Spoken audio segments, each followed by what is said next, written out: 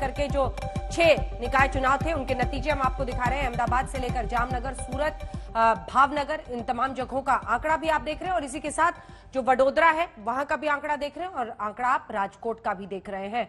सभी खास मेहमान हमारे साथ जुड़े हुए हैं। हिमांशु पटेल अब हमारे साथ कांग्रेस पार्टी की तरफ से जुड़े हुए हैं। पटेल साहब, सवाल यह है कि आप विपक्ष के तौर पर कहां खड़े हैं? क्या उसकी सूरत बदलेगी? क्या सूरत एक संकेत, एक इशारा कर रहा है? मैं खास तौर पर सूरत की बात इसलिए कर रही हूं, देखिए हार्दिक पटेल को जिस तरह से आप लोगों ने आगे किया कांग्रेस पार्टी में शामिल करके, एक उम्मीद जगी थी कि आप लोग उस पाटीदार मूवमेंट का फायदा चुनाव में धीरे धीरे देखेंगे। क्या वो मिस हो गया, छूट गया? सूरत में मैं खुद जिम्मेदारी ले रहा हूं कि जो सूरत में जो टिकटे का जो प्रॉब्लम हुआ वो बड़ा नुकसान उसका कांग्रेस को सहना पड़ा। लेकिन मैं भी पाटीदार हूं, हमें भरोसा है कि जो कुछ भी हुआ है उसकी जांच होगी, उसकी बात होगी और आने वाले वक्त में हम उसका सुझाव बहुत सरलता से निकाल देंगे। और हमारी लड़ाई आम आदमी से नहीं है, हमारी लड़ाई भाजपा से है। आम आदमी एक एक्सीडेंट है, ये सूरत का एक्सीडेंट है। सूरत की कॉरपोरेशन में जो आम आदमी का जो विजय है, काफी सीटों है। हमारी कहीं पे इतना बड़े चुनाव में 9000 सीट भाजपा की जो सन्मुख प्यारसाई, भाजपा का जो गुजरात में शासन है, केंद्र में उनका शासन है, ठीक है, उसमें कहीं पे हमारी भूल हुई है सूरत में। ठीक है, मैं इसका जवाब लूंगी गौरव भाटिया से। वारिस पठान साहब अब हमारे साथ AIMIM की तरफ से जुड़ गए, लेकिन जैस्मिन शाह साहब आप इसका जवाब दीजिए। वो कह रहे हैं कि सूरत में एक्सीडेंट है आम आदमी पार्टी की जीत। अंजना जी, मुझे कांग्रेस की भाषा को सुनकर 2013 याद आ रहा है, जब दिल्ली में पहली बार आम आदमी पार्टी ने दस्तक दी थी और दिल्ली के लोगों ने 27 सीटें दी थी और तब भी कांग्रेस ने यही कहा था कि एक्सीडेंट है और अरविंद केजरीवाल कौन है, ये शब्द इस्तेमाल किए थे। तो कांग्रेस को ये जान लेना चाहिए कि आज गुजरात के लोग जो एक विकल्प ढूंढ रहे हैं, ये तो साफ है और ये चुनाव से नहीं, पिछले 20 सालों के चुनाव से साफ है कि कांग्रेस कतई वो विकल्प नहीं है।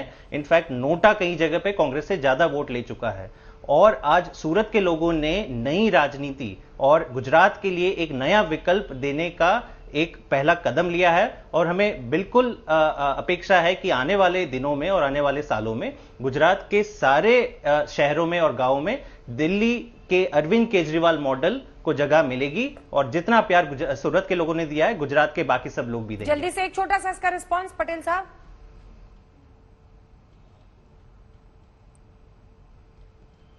वो कह रहे दिल्ली में भी आपने ऐसे ही मजाक उड़ाया था और देखिए कैसे दिल्ली चली गई। बीजेपी वहां नहीं है लेकिन उन्होंने अपनी सत्ता बना ली है। और क्या अहमद पटेल की भी कमी दिखी है इन चुनाव में? जल्दी से एक जवाब।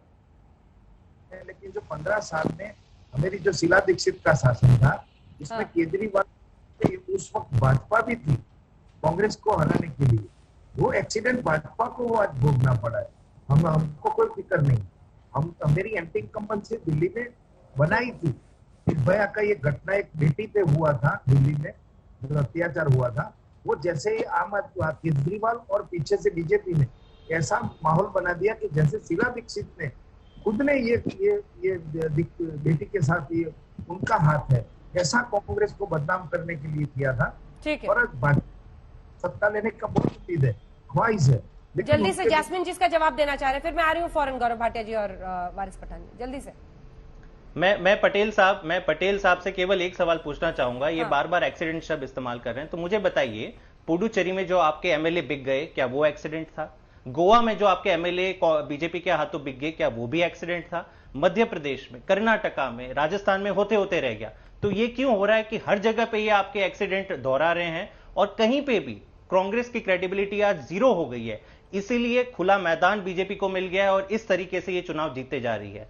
लेकिन अब आम आदमी पार्टी एक विकल्प के रूप में आज खड़ी है, इसलिए आज हमने देखा कि सूरत से शुरुआत हुई है और जल्द ही बाकी सारे गुजरात में भी आम आदमी पार्टी अपनी जगह बनाएगी। ठीक है, गौरव भाटिया और एक बार वारिस पठान साहब को दिखाई। वारिस पठान जी, आपके साथ भी एक्सीडेंट ही हुआ है क्या? सहयोग नहीं प्रयोग है। जमालपुर इन अहमदाबाद 4 सीट।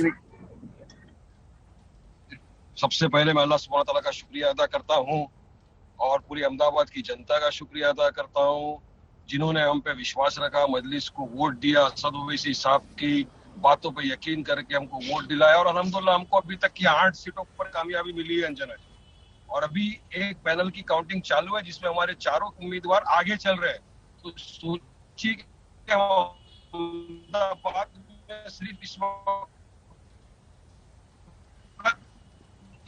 21 सीटों पर लड़े हैं। 21 में से अल्हम्दुलिल्लाह हम 12 के ऊपर जीत रहे हैं। मोर देन एक ऑप्शन विकल्प के रूप में पूरे देश में उभरती हुई पार्टी दिख रही है। लोगों को यकीन और भरोसा आ रहा है असद ओवैसी साहब के ऊपर और हम लोग इंशाअल्लाह ताला आगे अपना काम करते रहेंगे, आगे बढ़ते रहेंगे। अभी तो अहमदाबाद सिर्फ झांकी है, अभी आप देखिए भरूच, गोधरा, मोडासा बाकी है। वहां भी 28 तारीख को भाटिया चुनाव है। जी। मुझे यकीन है कि हम लोग वहां पर भी पूरी तरह के साथ जीतेंगे क्योंकि लोगों ने देखा हमारे काम को। ये आज तक लोगों के पास ऑप्शन नहीं था अंजना जी, पर अब ऑप्शन मिल गया है लोगों को।